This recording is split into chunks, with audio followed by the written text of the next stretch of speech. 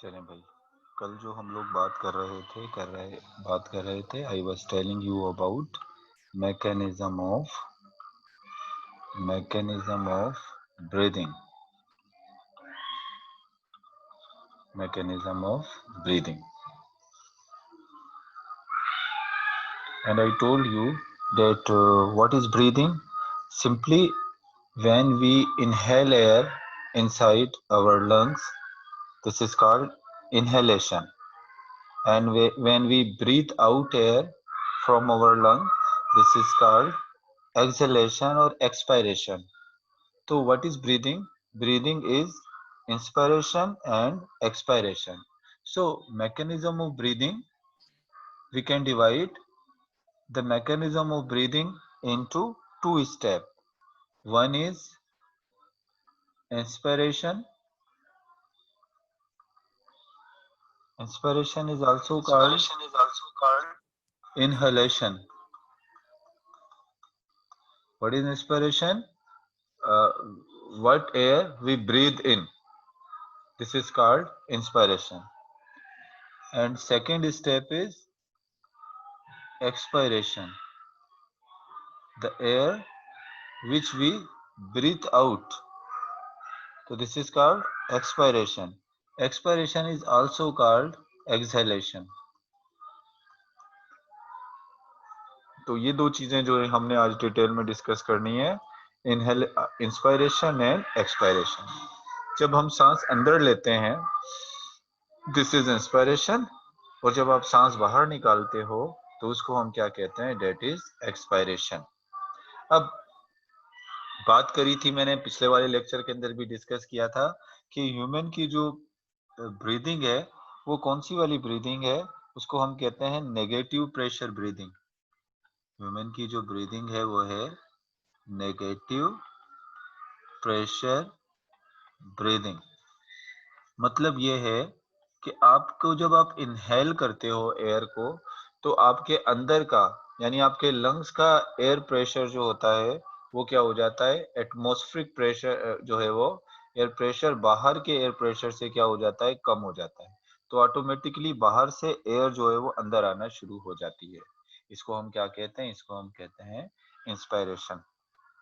तो सबसे पहले हम देखते हैं कि इंस्पायरेशन जो होता है, इंस्पायरेशन के अंदर आपके जो लंग्स होते हैं वो एक्सपेंड हो जाते हैं, फैल जाते हैं. तो पिछले लेक्चर के अंदर मैंने आपको ये बात बताई थी कि जब हमारे लंग्स फैल जाते हैं तो उसकी वजह से उनके अंदर एयर प्रेशर कम हो जाता है, तो जिसकी वजह से बाहर से एयर जो है वो अंदर दाखिल होना शुरू होती है. तो अब हमने ये देखना है कि इंस्पायरेशन में हमारे लंग्स एक्सपेंड कैसे होते हैं, कैसे फैल जाते हैं. तो इंस्पायरेशन के कुछ पॉइंट सबसे पहले तो लिख लेते हैं. इंस्पायरेशन और inhalation is the process of taking in of air. जब हम ऑक्सीजन को लेते हैं इसको हम कहते हैं इंस्पायरेशन. तो इंस्पायरेशन के दौरान क्या होता है? इंस्पायरेशन के दौरान volume of thoracic cavity increase. अब हमारी इंस्पायरेशन के दौरान हमारी थोरेसिक कैविटी का मतलब क्या है? ये आपकी चेस्ट कैविटी. तो हमारी चेस्ट कैविटी है, इसको हम कह रहे हैं थोरेसिक कैविटी. अब अगर मैं कहता हूं कि इंस्पायरेशन के दौरान हमारी चेस्ट कैविटी या थोरेसिक कैविटी इंक्रीज होती है और उसके साथ लंग्स का वॉल्यूम भी इंक्रीज होता है, लेकिन होता कैसे है? उसकी रीजन क्या है? तो उसकी देखो रीजन सबसे पहले नोट कर लो. ड्यू टू, वो किस रीजन की वजह से जो है वो क्या कहना चाहिए एक्सपेंड होती है? उसकी दो रीजन है. एक तो होता है due to contraction of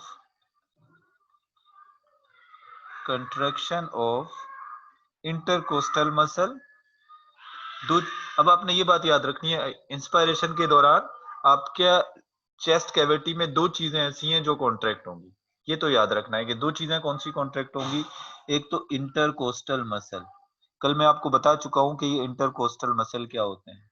basically जो कॉन्ट्रैक्ट होते हैं वो एक्सटर्नल इंटरकोस्टल मसल होते हैं. आपकी बुक में एक्सटर्नल नहीं दिया हुआ, बस अभी चले आपकी बुक में इंटरकोस्टल मसल लिखा हुआ है तो हम यहाँ सिर्फ इंटरकोस्टल मसल लिख देते हैं. एक तो इंटरकोस्टल मसल कॉन्ट्रैक्ट होते हैं और दूसरी क्या चीज कॉन्ट्रैक्ट होती है, डायाफ्राम जो है वो क्या हो जाता है, कॉन्ट्रैक्ट हो जाता है। अब देखो ये चीज आपने एमसीक्यू पॉइंट ऑफ व्यू से भी इंपॉर्टेंट है। अगर आपसे पूछा जाए इंस्पायरेशन के दौरान कॉन्ट्रैक्शन होती है, कौन सी दो चीजें ऐसी हैं जिनकी कॉन्ट्रैक्शन होती है हमारी चेस्ट कैविटी के अंदर इंस्पायरेशन के दौरान, एक तो इंटरकोस्टल मसल कॉन्ट्रैक्ट होता है और एक डायाफ्राम कॉन्ट्रैक्ट होता है। और इन दोनों चीजों के कॉन्ट्रैक्ट होने से हमारी चेस्ट कैविटी बढ़ती है। लेकिन इन दोनों चीजों के कॉन्ट्रैक्ट होने से हमारी चेस्ट कैविटी कैसे बढ़ती है ये मैं आपको बताता हूँ। देखें इधर, अब मैं जो दोबारा यहाँ पर एक डायग्राम बना लेता हूँ। ये हो गई हमारी चेस्ट कैविटी, ये चेस्ट कैविटी हो गई। हाँ जी, चेस्ट कैविटी के अंदर ये हो गए हमारे लंग्स, एक ये लंग है और एक लंग ये है। ये लंग्स कवर हैं किससे, ये रिब्स का केज है, ऐसे रिब्स हैं हमारे लंग्स के ऊपर, यहाँ चेस्ट कैविटी में ये रिब्स हैं, ये जो मैं बना रहा हूँ ये रिब्स हैं, सही। और इन रिब्स के दरमियान में जो मसल्स होते हैं ऐसे, रिब्स के साथ जो मसल्स अटैच होते हैं इनको कहते हैं इंटरकोस्टल मसल। और यहाँ पर जो बोन होती है यहाँ, इसको हम कहते हैं चेस्ट बोन। इस बोन को हम क्या कहते हैं, यहाँ पर स्टर्नम, सॉरी, यहाँ पर जो है वो, इसको हम क्या कहते हैं, इसको हम कहते हैं स्टर्नम। अब देखो, और ये जो नीचे ये जो है, जो डोम शेप का नजर आ रहा है ऐसा, ये ब्लू कलर में जो बना रहा हूं, इसको क्या कहते हैं, इसको हम कहते हैं डायाफ्राम। अब देखो क्या होता है, इंटरकोस्टल मसल, सबसे पहले देखो इंटरकोस्टल मसल्स के कॉन्ट्रैक्ट होने से क्या होगा। इंटरकोस्टल मसल्स के कॉन्ट्रैक्ट होने से कैसे चेस्ट कैविटी बढ़ेगी। अब देखो सबसे पहले contraction of external intercostal muscle. देखो अब आप, इसने बता दिया यहाँ पर आपकी बुक में कि ये जो मसल्स हैं, ये जो ऊपर की तरफ ये जो रेड कलर के मसल हैं, इनको कहते हैं एक्सटर्नल इंटरकोस्टल मसल। अब ये जो एक्सटर्नल इंटरकोस्टल मसल है, यानी कोस्ट रिब्स के ऊपर की तरफ होते हैं, इस वजह से इसको हम कह रहे हैं एक्सटर्नल इंटरकोस्टल मसल। जब ये एक्सटर्नल इंटरकोस्टल मसल्स कॉन्ट्रैक्ट होते हैं, that move the rib as well as sternum outward and upward. यानी ये जब, ये आप याद रखना है कि जब एक्सटर्नल इंटरकोस्टल मसल कॉन्ट्रैक्ट होते हैं तो क्या होता है, तो जो रिब्स, तो उसकी वजह से क्या होता है, उसकी वजह से ribs and sternum, ribs and sternum जो है वो बेसिकली जो है वो क्या करते हैं, रिब्स और स्टर्नम जो है आउटवर्ड एंड अपवर्ड, वो एज वेल एज रिब्स जो है वो किस तरफ आ जाएंगे, वो आउटवर्ड भी जाएंगे एंड अपवर्ड। अब देखें आपकी बुक में क्या लिखा हुआ है, contraction of external intercostal muscles moves the rib as well as sternum outward and upward. मतलब जब एक्सटर्नल इंटरकोस्टल मसल्स कॉन्ट्रैक्ट होगा तो ये क्या करेगा, रिब्स को किसको मूव करवाएगा, एक तो ये आपकी रिब्स को और दूसरे आपके स्टर्नम को कैसे मूव करवाएगा, आउटवर्ड एंड अपवर्ड। अब थोड़ा सा जैसे आप अंदर की तरफ सांस लेकर देखो, ऐसे अंदर सांस लो और अपने चेस्ट के ऊपर हाथ रखो, तो देखोगे जैसे ही आप इंस्पायर करोगे तो आपकी रिब्स और स्टर्नम थोड़ा सा आउटवर्ड यानी थोड़ा बाहर की तरफ भी आएंगे, थोड़ा ऊपर की तरफ भी होंगे। यानी बाहर भी आएंगे थोड़ा सा, और कहाँ आएंगे, थोड़ा सा ऐसे बाहर आ जाएंगे और थोड़ा सा ऐसे ऊपर की तरफ हो जाएंगे। मैं इसको वीडियो थोड़ा सा आपको शेयर करके बताता हूँ। जैसे आपके ये रिब्स हैं, सही है ना, ये रिब्स हैं आपके। अब जब आपके इंटरकोस्टल मसल्स कॉन्ट्रैक्ट होंगे तो ये रिब्स थोड़े से बाहर आ जाएंगे और थोड़ा सा ऊपर भी हो जाएंगे, थोड़ा सा ऐसे अपवर्ड भी होंगे और थोड़ा सा आउटवर्ड भी हो जाएंगे। अब जाहिर सी बात है, रिब्स जब अपवर्ड हुए और थोड़ा सा आउटवर्ड हुए तो उसकी वजह से क्या होगा, उसकी वजह से आपके जो चेस्ट कैविटी है इस थोरेसिक कैविटी का साइज जो है वो क्या होगा, थोड़ा इंक्रीज होगा। अब मैं इसको चले ऐसे करके बना देता हूँ थोड़ा सा, कि ये रिब्स जो है वो थोड़े से आगे आए और स्टर्नम भी थोड़ा सा आगे आया, तो यहाँ से जो है वो थोड़ी सी जगह खाली हो गई इधर से, ये देखो ऐसा, यहाँ से थोड़ी सी जगह, इन एरिया से जगह थोड़ी खाली हो गई, और ये आगे से भी थोड़ी जगह खाली हो गई, यानी कुछ जगह यूं खाली हो गई और कुछ जगह जो है वो इसके आगे से भी खाली, इधर से भी खाली हो गई, इधर से एरिया बढ़ गया ना। एक तो ये हो गया, सही है। इसकी वजह से चेस्ट कैविटी इंक्रीज होगी। सबसे पहले एक्सटर्नल इंटरकोस्टल मसल कॉन्ट्रैक्ट होंगे, तो रिब्स और स्टर्नम थोड़ा सा ऊपर और आगे की तरफ आ जाएंगे। जब वो ऊपर और आगे की तरफ आएंगे तो यहाँ पर थोड़ा स्पेस मिल जाएगा, जगह मिल जाएगी चेस्ट कैविटी, तो चेस्ट कैविटी का साइज बढ़ेगा। अच्छा, एक और वजह से भी चेस्ट कैविटी का साइज बढ़ता है। दूसरी वजह क्या है? दूसरी वजह मैंने आपको बताया था, ये जो डायाफ्राम होगा, ये जो ब्लू कलर का नीचे नजर आ रहा है, इसको हम क्या कहेंगे? इसको हम कहेंगे डायाफ्राम। और contraction of diaphragm make it flat, और जो डायाफ्राम जब कंट्रैक्ट होता है, diaphragm contraction make it flat. ये है ना डायाफ्राम, देखो कैसे डोम शेप का है, गुम्बद की तरह है। जब ये कॉन्ट्रैक्ट होगा तो क्या होगा? मिसाल के तौर पे मैं इसको कॉन्ट्रैक्ट कर देता हूँ, ये कॉन्ट्रैक्ट हो गया, ये ऐसे जब कॉन्ट्रैक्ट होगा तो पहले क्या था, ये डोम शेप का था, अभी ये कॉन्ट्रैक्ट हो गया। जब ये कॉन्ट्रैक्ट होगा तो कैसा हो जाएगा ये? जब ये कॉन्ट्रैक्ट होगा तो ये ऐसे फ्लैट हो गया, ये देखो ऐसे फ्लैट हो गया।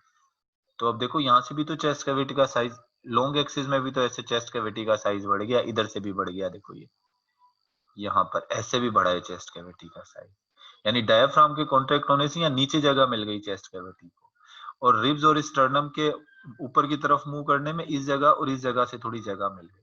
सही है ना? यहां तक बात क्लियर हुई? कैसे चेस्ट कैविटी का साइज बढ़ेगा इंस्पायरेशन के दौरान। अभी लंग्स की तरफ नहीं आया हूं कि लंग्स कैसे फैलेंगे, अभी तो मैंने सिर्फ ये बताया है कि आपकी चेस्ट जो है वो, या चेस्ट कैविटी या थोरेसिक कैविटी कैसे फैलेगी। तो सबसे पहले जो इसमें मेन चीज है कॉन्ट्रैक्शन। जब intercostal muscle external intercostal muscle contract हुए तो क्या हो गया, आपकी रिब्स थोड़ी सी आगे आ गई, स्टर्नम थोड़ा सा आगे और ऊपर की तरफ हो गया, तो उससे चेस्ट कैविटी को थोड़ी स्पेस मिल गई। और जब इंटरकोस्टल ये डायफ्राम कॉन्ट्रैक्ट हुआ तो वो ऐसे ऐसे था पहले, पहले डायफ्राम जो है वो, एक मिनट में वीडियो शेयर करता हूँ थोड़ा सा। जब डायफ्राम कॉन्ट्रैक्ट होता है तो पहले डायफ्राम ऐसे था, डोम शेप का, फिर जब वो कॉन्ट्रैक्ट हुआ तो ऐसे हो गया। अब देखो ऐसे था, ऐसे हो गया। जब ऐसे हुआ तो इतने ऊपर जगह बच गई ना, ये जगह भी तो बनी है, पहले इस जगह को यूं डायफ्राम ने कॉन्ट्रैक्ट किया था, वो यूं हो गया, फ्लैट हो गया। तो यहाँ से भी क्या मिला, यहाँ से भी उसको थोड़ी जो है वो क्या मिल जाएगी, थोड़ी स्पेस मिल जाएगी, थोड़ी जगह मिल जाएगी, जिसकी वजह से अब यहाँ तक की बात क्लियर हुई। आगे बताऊं अब थोड़ी सी बात। स्टूडेंट, आवाज आ रही है मेरी? Yes sir. Yes sir. यहाँ की बात क्लियर हो गई। अब लंग्स के एक्सपेंड होने का बता रहा हूँ कि लंग्स फिर कैसे एक्सपेंड होंगे। अब असल में होता क्या है, ये मैंने आपको पहले भी बताया था कि ये मैं चेस्ट कैविटी आपकी बना रहा हूँ, सही है। अब मैं ना रिब्स को हटा, अभी रिब्स को मैं यहाँ नहीं बना रहा हूँ, अभी मैं सिर्फ लंग्स बना रहा हूँ। ये देखो ये लंग्स, ये एक लंग हो गया और ये दूसरा लंग हो गया, सही है। लंग्स के साथ में आपको बताया था कि लंग्स के ऊपर एक मेम्ब्रेन चढ़ी होती है। क्या कहते हैं इस मेम्ब्रेन को, जो लंग्स के ऊपर चढ़ी होती है? कवरिंग, डबल मेम्ब्रेन होती है ना, क्या कहते हैं? प्लूरल मेम्ब्रेन होती है। एक ये हो गई, एक बाहर की तरफ होती है ऐसे, एक ये थोरेसिक कैविटी के साथ लगी होती है, आपकी थोरेसिक कैविटी के साथ भी एक लगी होती है, ये हो गया। और इनके दरमियान में एक लिक्विड भरा हुआ होता है, सही, ये भी फ्लूइड कहते हैं। अब असल में क्या होता है कि आपके लंग्स ना इसके साथ इस फ्लूइड के साथ ही यहाँ पर मेरे साथ अटैच होते हैं। जैसे ही आपकी चेस्ट की कैविटी साइज में बढ़ती है ना, अब मिसाल के तौर पे देखो, जब आपने इंस्पायर किया, इंटरकोस्टल मसल कॉन्ट्रैक्ट हुए, चेस्ट कैविटी ऐसे बढ़ गई, देखो कितनी बड़ी चेस्ट कैविटी का साइज बढ़ा। जैसे ही चेस्ट कैविटी का साइज बढ़ेगा, उसके साथ लंग्स का साइज भी बढ़ जाता है, लंग्स भी एक्सपेंड हो जाते हैं। यानी चेस्ट कैविटी एक्सपेंड होती है तो लंग्स को भी अपने साथ एक्सपेंड करती है। जब लंग्स एक्सपेंड हो गए तो अब लंग्स के अंदर एयर प्रेशर क्या हो गया, कम हो गया। ये देखो एयर कम बना रहा हूँ, एयर प्रेशर कम है, और बाहर एयर प्रेशर बहुत ज्यादा है, तो ऑटोमेटिकली क्या होगा, बाहर से एयर अंदर जाना शुरू हो जाएगा ऐसा। और ये क्या होगी, ये हो गई आपकी इंस्पायरेशन। आगे वाला बुक की बात कर लेते हैं जो आपकी बुक में लिखा हुआ है। As a consequences the thoracic cavity enlarge and negative pressure is develop inside the thoracic cavity. कहता है कि ये एक्सटर्नल इंटरकोस्टल मसल्स के कॉन्ट्रैक्ट होने से, रिब्स के आगे आने से, इंटरकोस्टल मसल्स के कॉन्ट्रैक्ट होने से क्या होगा कि जब थोरेसिक कैविटी का साइज बढ़ जाएगा, जब थोरेसिक कैविटी का साइज बढ़ जाएगा तो लंग्स का साइज भी बढ़ेगा, फिर लंग्स के अंदर एयर का प्रेशर थोड़ा कम हो जाएगा, एयर कम हो जाएगी तो वो कौन सा प्रेशर डेवलप हो जाएगा, नेगेटिव प्रेशर डेवलप होगा। यानी लंग्स के अंदर एयर प्रेशर कम है तो इसका मतलब लंग्स के अंदर जो है वो क्या है, नेगेटिव प्रेशर हो गया। सही है ना, लंग्स के अंदर कौन सा प्रेशर है, होती है नेगेटिव प्रेशर जो है वो develop inside the thoracic cavity और inside the lungs, and lungs के अंदर भी। So the air through the respiratory passage rushes into the lungs up to the alveoli where gases exchange occur. तो क्या होगा, बाहर से एयर पैसेज के जरिए, एयर पैसेज क्या हो गया, पहले आपका नोस्ट्रिल, फिर ट्रेकिया हो गया, ये सारों से होते होते आखिर के अंदर ये लंग्स में आ जाएगी, और लंग्स के अंदर भी कहाँ आएगी, लंग्स में छोटी छोटी थैलियां हैं किसमें, एल्वोलाई के अंदर आ जाएगी, और वहां फिर क्या होगा, वहां पर गैसेस एक्सचेंज हो जाएगा। यहां तक बात क्या थी, इंस्पायरेशन। अब इंस्पायरेशन में आपने क्या याद रखना है, एमसीक्यूज कोई पूछ लिया जाए कि which one of the following occur in inspiration, आपकी चेस्ट की कैविटी में कौन सा चेंज आता है इंस्पायरेशन के दौरान, तो वो सारे चेंज याद रखने हैं आपने। एक याद रखना है कि एक्सटर्नल इंटरकोस्टल मसल कॉन्ट्रैक्ट होते हैं, डायाफ्राम कॉन्ट्रैक्ट होता है, इसके अलावा रिब्स और स्टर्नम अपवर्ड और आउटवर्ड मूव करते हैं, और जो डायाफ्राम होता है वो हमारा फ्लैट हो जाता है, और एयर इनसाइड होती है। तो ये सारे पॉइंट्स में याद रखें, इनमें से अगर कोई भी आगे पीछे कर दे दें, उनमें से पूछने कौन सा नहीं होता। अगर मिसाल के तौर पर ये दे दें कि एक्सटर्नल इंटरकोस्टल मसल रिलैक्स, तो आपको पता है रिलैक्स नहीं होता। इंस्पायरेशन में तो आप याद रखिएगा कि इंस्पायरेशन के अंदर आपके मसल्स कॉन्ट्रैक्ट ही होंगे, रिलैक्स नहीं होंगे, चाहे जो भी मसल्स हो, डायाफ्राम बस याद रख लें, इंस्पायरेशन के साथ जो है वो कॉन्ट्रैक्ट याद रख लें, इंस्पायरेशन के साथ कॉन्ट्रैक्ट याद रखें, और जो एक्सपायरेशन है उसमें रिलैक्स हो। सही है ना। और इंस्पायरेशन के दौरान हमारे लंग्स का जो प्रेशर होता है वो नेगेटिव होता है, ये भी बात आपने याद रखनी। तो ये पॉइंट्स अपने बना लेंगे कि इंस्पायरेशन में ये चीजें होती हैं। अब एक्सपायरेशन की तरफ चलूं, अब सांस इसका बिल्कुल उलट होगा। एक्सपायरेशन का क्या होगा, एक्सपायरेशन बिल्कुल इसका अपोजिट जो है वो होगा। अच्छा, एक और चीज देख लो, आपकी बुक के अंदर पेज नंबर 320 पर ना, पेज नंबर 320 पर दो तस्वीरें भी बनी हुई हैं। एक तस्वीर बनी हुई है इंस्पायरेशन की, और दूसरी वाली तस्वीर जो बनी हुई है एक्सपायरेशन की जो है वो बनी हुई है।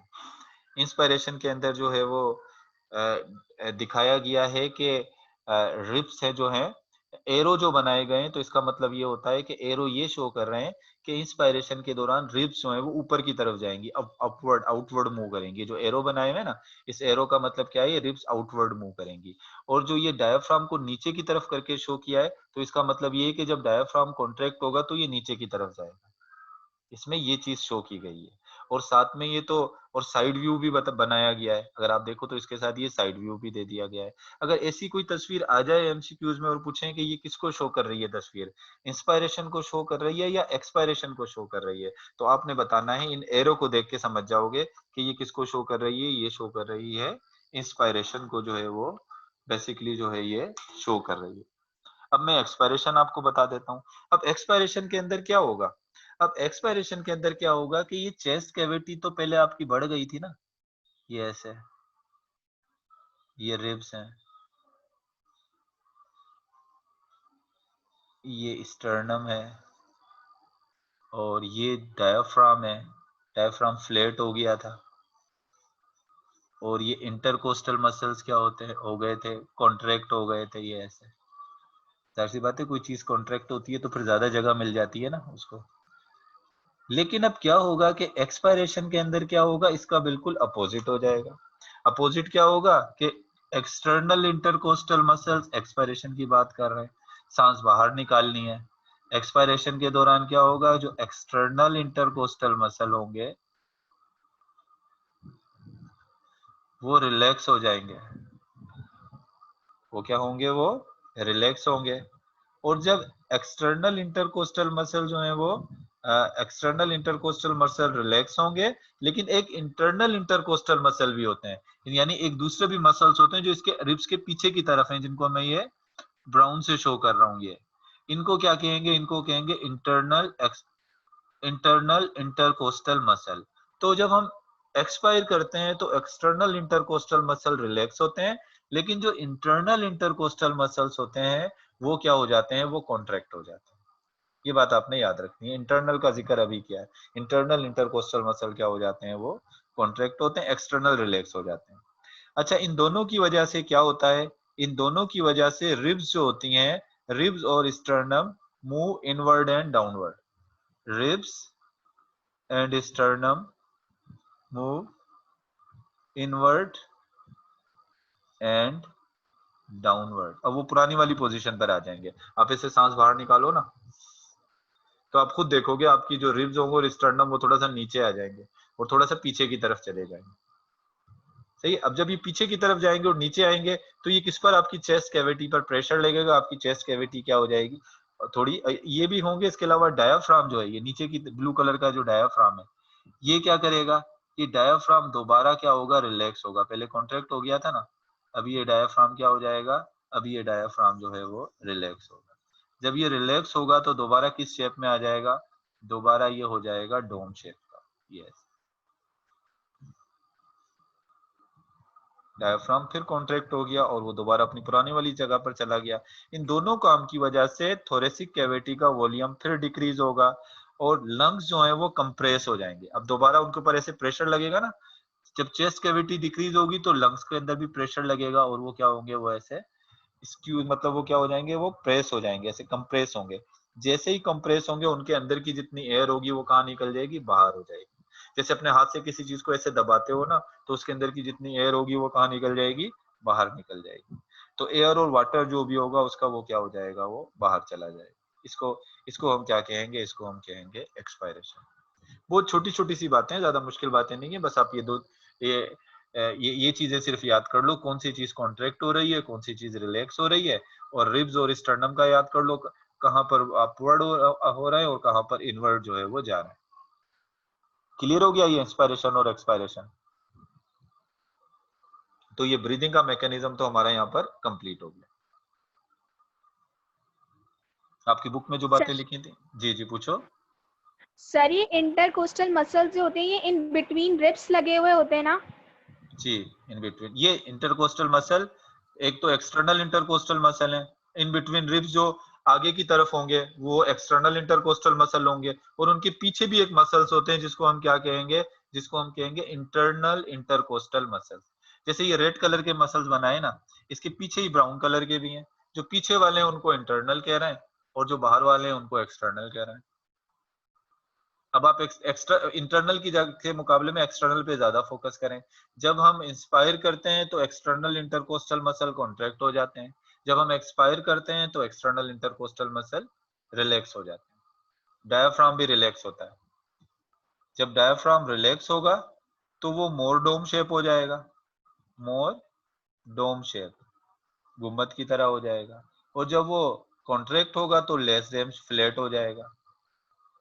अगर आपसे पूछ लिया जाए कि जब डायाफ्राम आपका रिलैक्स होता है तो वो किस शेप का होता है? डोम शेप का होता है, फ्लैट हो जाता है, या दो तीन ऐसे ऑप्शन दे दिए जाए तो आपको हो गया डोम शेप का। आपसे कहा जाए कि अगर डायाफ्राम कॉन्ट्रैक्ट होगा तो वो कैसे होगा? एक्सपेंड हो जाएगा, कॉनिकल हो जाएगा, या फ्लैट हो जाएगा? तो आपको हो गया मोर फ्लैट, वो थोड़ा क्या हो जाता है? फ्लैट हो जाता है। अब इसके बाद जी ये जी पूछें। ब्रीथिंग एनर्जी कंज्यूमिंग प्रोसेस है क्या? क्या होता है ब्रीदिंग? सर ये एनर्जी, इसमें एनर्जी यूज होती है ब्रीथिंग में? ऐसे जनरली एयर को अंदर एनर्जी। के एयर के अंदर जाने में एनर्जी इस्तेमाल नहीं होती। लेकिन अगर आप ये कहो कि जो हमारे इंटरकोस्टल मसल्स कॉन्ट्रैक्ट और रिलैक्स हो रहे हैं, देखो मसल्स की कॉन्ट्रैक्शन और रिलैक्शन में तो एनर्जी इस्तेमाल होती है ना। जब मसल्स हमारे कॉन्ट्रैक्ट होंगे तो जाहिर सी बात है इस जगह पर एनर्जी यूज होगी। लेकिन अगर आपसे ये कहा जाए कि एयर जब अंदर जा रही है इस तरह से तो उसमें एनर्जी इस्तेमाल हो रही है क्या? उसमें एनर्जी इस्तेमाल नहीं हो रही। अच्छा, अब आगे आ जाते हैं। आगे एक टॉपिक दिया हुआ है पेज नंबर 320 पे, और वो टॉपिक है rate of breathing. Rate of breathing, rate of breathing में क्या लिखा हुआ है आपकी बुक में, देख लेते हैं। It can be observed that we can hold our breath for a short time or can breathe faster and deeper at our will। कहता है कि ये हमने ऑब्जर्व किया है कि कभी कभी हम थोड़ी टाइम के लिए अपनी सांस रोक सकते हैं और हम जो है वो अपनी सांस जो है वो क्या तेज भी ले सकते हैं, कभी कभी ऐसे तेज तेज भी ले सकते हैं। तो this is term as voluntary control. इस कंट्रोल को हम क्या कहेंगे, इसको हम कहेंगे वॉलंटरी कंट्रोल। वॉलंटरी कंट्रोल किसको कह रहे हैं, जब आप अपनी सांस को अपनी मर्जी से रोक लेते हो या अपनी मर्जी से तेज तेज सांस लेते हो, तो वो होता है voluntary control. But mostly rate of breathing control automatically, this is called involuntary control. लेकिन जो आपकी ब्रीदिंग होती है वो ज्यादातर ऑटोमेटिक होती है, वो खुद ब खुद मतलब वो आपके कंट्रोल में नहीं है, वो ऑटोनोमिक नर्वस सिस्टम कंट्रोल कर रहा होता है। और ये कैसे चल रही होती है, ये ऑटोमेटिकली चल रही होती है। ये आपके अपने मतलब आप सारा दिन सांस लेते रहते हो, कोई फील तो नहीं आता कि आप कोई प्रेशर लगा के सांस ले रहे हो, ऑटोमेटिकली खुद ब खुद आपकी जो है वो सांसें चल रही हैं। तो ये जो कंट्रोल है ये क्या कहलाता है, ये कहलाता है involuntary control. The autonomic control is maintained by coordination of respiratory and cardiovascular system। कहता है कि ये जो आपका इनवॉलेंट्री जो कंट्रोल है, ये कौन से सिस्टम आपके आपस में कोऑर्डिनेट कर रहे हैं, जिसकी वजह से जो है ये क्या कहना चाहिए आपकी ब्रीदिंग होती है। इसमें आपका रेस्पिरेटरी सिस्टम, कार्डियोवैस्कुलर सिस्टम कि इवन आपका नर्वस सिस्टम ये आपस में कोऑर्डिनेट करते हैं। तो फिर क्या होता है, ये आपका बेसिकली जो है वो रेस्पिरेटरी सिस्टम क्या होता है, कंट्रोल होता है। It has been found that increase in the concentration of carbon dioxide and hydrogen ion in the blood are basic stimuli to increase the rate of breathing। मतलब कहता है कि आपके ब्लड के अंदर, अगर आपके ब्लड के अंदर क्या होता है, मिसाल के तौर पे ये आपका ब्लड है, इसको रेड कलर से शो कर देता हूँ, आपका ब्लड है ये। अब ब्लड के अंदर आपके क्या हो जाता है, कार्बन डाइऑक्साइड की कंसंट्रेशन जब इंक्रीज हो जाती है, क्योंकि जब आपके सेल से जो है वो रिलीज होती है, तो क्या रिलीज होती है, carbon dioxide. Normally carbon dioxide की फॉर्म में आपके ब्लड में कार्बन डाइऑक्साइड नहीं होती, अभी मैं आपको समझाने के लिए बात कर रहा हूँ। कार्बन डाइऑक्साइड और हाइड्रोजन आयन की कंसंट्रेशन जब आपके ब्लड में बढ़ती है, तो क्या होता है कि आपके पास जो है वो कुछ कीमो रिसेप्टर आपको पता है, जो हमारी बॉडी के अंदर जो केमिकल को डिटेक्ट करते हैं उनको हम क्या कहते हैं, कीमो रिसेप्टर कहते हैं। आपने सेकेंड ईयर की बुक में पढ़ा था। मिसाल के तौर पे हमारे ब्लड वेसल्स के अंदर से फॉर एग्जांपल ये कीमो रिसेप्टर है, ये अब ये कीमो रिसेप्टर्स हैं, ये कीमो रिसेप्टर्स हमारे एओर्टा में भी लगे होते हैं, उनको एओर्टिक बॉडी कहते हैं, या इनको हम कैरोटिड बॉडीज भी कहते हैं। हमारी जो कैरोटिड आर्टरीज होती हैं अगर उनमें, तो इनको हम क्या कहेंगे, कैरोटिड बॉडीज जो है वो कहेंगे। तो मतलब क्या हुआ कि सबसे पहले जब कार्बन डाइऑक्साइड और हाइड्रोजन आयन की कंसंट्रेशन इंक्रीज हुई, तो इसका किसने पता लगा लिया, आपके ब्लड के अंदर जो कीमो रिसेप्टर होते हैं, कीमो रिसेप्टर, और उन कीमो रिसेप्टर का जो नाम दिया हुआ है आपकी बुक में, वो है एक तो एओर्टिक बॉडीज, या इनको आप, और दूसरी क्या है, ये कैरोटिड बॉडीज। ये क्या है, ये कीमो रिसेप्टर है। अब ये कीमो रिसेप्टर ये सिचुएटेड कहाँ होते हैं, एओर्टिक बॉडी कहाँ पर सिचुएटेड होगी, एओर्टिक बॉडी लगी होती है एओर्टा पे। आपकी जो सबसे बड़ी ब्लड वेसल्स होती है ना, जिसको अभी हम डिस्कस करेंगे जब मैं आपको सर्कुलेटरी सिस्टम बताऊंगा, ये एओर्टा पे लगी हुई होती है। और जो कैरोटिड बॉडीज होते हैं, कैरोटिड बॉडीज जो होती हैं, वो कैरोटिड आर्टरीज पे लगी होती हैं। इनकी लोकेशन बताइए।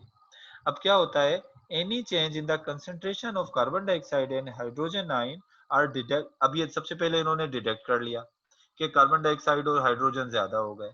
अब ये इस मैसेज को किसको दे देंगे, मैसेज को देंगे आपके ब्रेन को। और ब्रेन में भी ये मैसेज कहाँ जाएगा, मेडोला ओब्लोंगेटा के पास।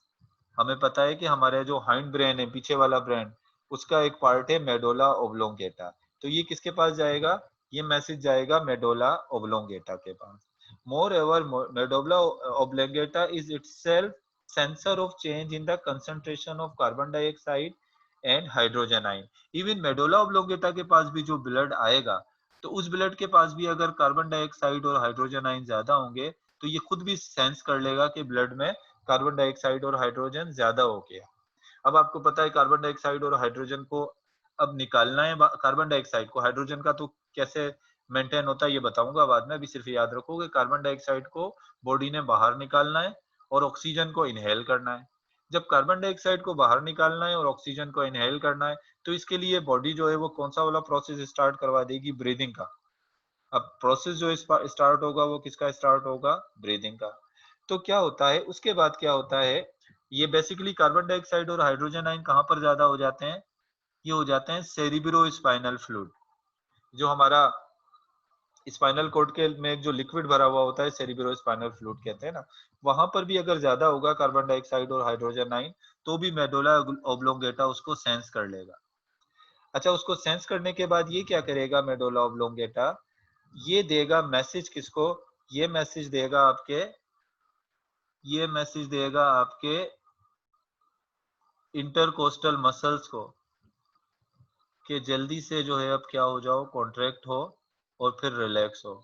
जब वो इंटरकोस्टल मसल्स कॉन्ट्रैक्ट और रिलैक्स होते हैं और डायाफ्राम को भी कहता है कि वो कॉन्ट्रैक्ट और रिलैक्स हो, और उससे क्या होती है आपकी ब्रीदिंग जो है वो, सांस जो है वो तेजी से फिर चलना शुरू हो जाती है, यानी ऑक्सीजन इन होती है और कार्बन डाइऑक्साइड फिर पास आउट होना शुरू हो जाती है।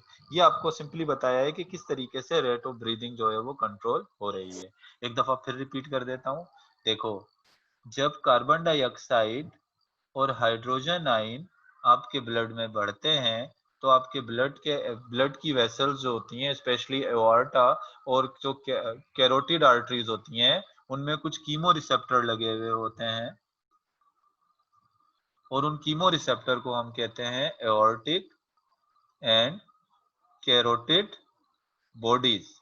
ये एओर्टिक और कैरोटिड बॉडीज मैसेज किसको देती हैं, ये मैसेज देती हैं मेडुला ओब्लोंगेटा को। मेडुला ओब्लोंगेटा, मैं एमओ लिख रहा हूँ सिर्फ, मेडुला ओब्लोंगेटा।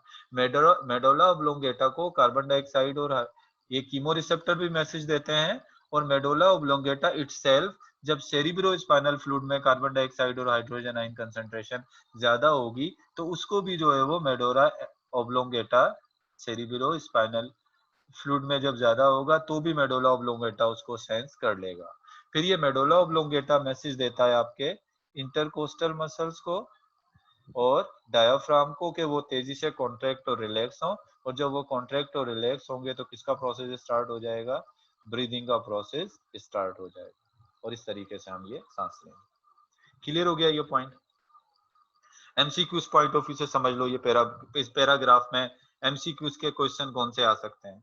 इस पैराग्राफ में एक तो आपसे ये पूछा जा सकता है उन कीमो रिसेप्टर्स के नाम बताएं वो जो हमारे जो कार्बन डाइऑक्साइड और हाइड्रोजन आयन की कंसंट्रेशन को डिटेक्ट करते हैं। एओर्टिक बॉडीज और कैरोटिड बॉडीज कहाँ प्रेजेंट होती हैं, नाम से ही जाहिर है, एओर्टिक बॉडी एओर्टा में, कैरोटिड बॉडीज कैरोटिड आर्टरीज में। फिर आपसे पूछा जाए अगर हमारे ब्रेन के अंदर वो कौन सा पोर्शन है, ब्रेन का वो पार्ट जो रेस्पिरेशन को कंट्रोल कर रहा है, वो कौन सा पार्ट है, तो वो कौन सा है, वो है मेडुला ओब्लोंगेटा। ये पॉइंट बस आपने इसमें जो है वो याद रखना इस पूरे पैराग्राफ में। इसके बाद एक चीज दी हुई है डिसऑर्डर ऑफ रेस्पिरेटरी ट्रैक्ट, यानी हमारे रेस्पिरेटरी ट्रैक में हमारे ये जो लंग्स हैं या हमारे जो सांस से रिलेटेड कौन कौन से डिसऑर्डर होते हैं। लेकिन उससे पहले मैं चाह रहा हूं मैं आपको बता दूं लंग कैपेसिटीज। पेज नंबर 323 पे लंग्स कैपेसिटीज लिखा हुआ है, ये मैं पहले चाह रहा हूं आपको बता दूं क्योंकि अभी अभी आपने रेस्पिरेशन का, लंग्स का, ये सारी चीजें पढ़ी हैं, तो ये पहले आप पढ़ लो तो ये आपको ताकि क्लियर हो जाए ये लंग्स कैपेसिटी है क्या। पेज नंबर 323 पर। अब ये मुझे बताओ आपकी मीटिंग खत्म होने में कितना टाइम है ताकि मैं दोबारा से रिज्वाइन करवा दूं आपको। Sir 6 minute. 6 मिनट में तो ये लंग्स कैपेसिटी खत्म नहीं होगा, मैं आपको अभी दोबारा रिज्वाइन करवा रहा हूँ। चलें एक दफा फिर रिज्वाइन करें, मैं मीटिंग एंड कर रहा हूँ, इसको एक दफा फिर जो है वो आपने क्या करना है